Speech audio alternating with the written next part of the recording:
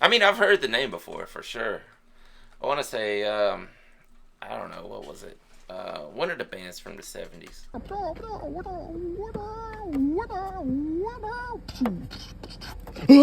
Hey, they say that I'm talking a whole lot of trash. I'm sitting there thinking like, who knew? I know that you seen us on rappers react. They talking about us on YouTube. Hollywood 6, it look like I do magic. Maybe he's practicing voodoo. I'm hearing you're getting a lot of attention. Well, I'm here to say that we do to deliver the rubbish.